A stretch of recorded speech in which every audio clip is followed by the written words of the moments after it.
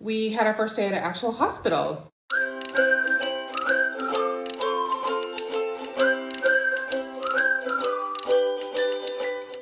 Hi everyone, welcome back to the channel. If you're new to the channel, my name is Jenny.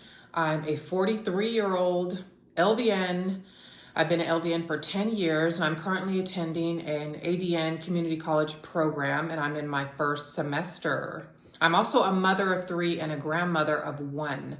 I get a lot of people talking about age and am I too old and can I do it with kids? And yes, you can. Like, take age, parenthood, all that stuff out of the equation. If you want it, you can do it. It takes a lot of work, of course, and the more responsibility you have, the harder it could be. However, it can totally be done. If you want to do something, if you're watching me right now and you're 70, 80 years old, yes, you can do it. You can do it. Not a problem.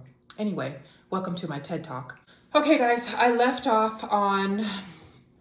I left off on week 3, but no, I didn't. I left off on week 2. However, I think we're in like week 5 now. So I'll talk about week 3 and 4. I took a test since I last updated you guys. It was on nutrition, cusin, and oxygen. And I did pass, thank goodness. That was a tough one. It was a 3-chapter test. And it was one of those tests where you study and study and study and you get the questions and you're like, what? Kind of thing. But I pulled through.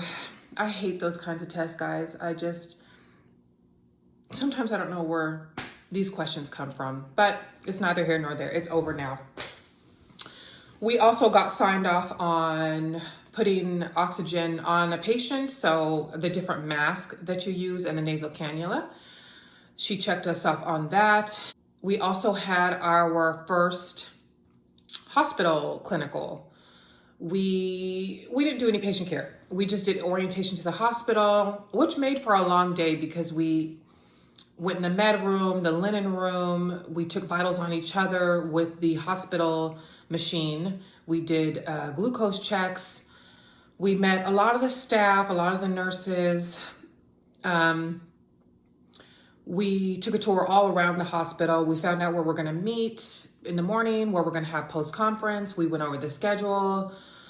We just did it all. So it was a pretty long day, but we are officially starting patient care this coming Thursday, which is, let me say the date, which is going to be the 30th.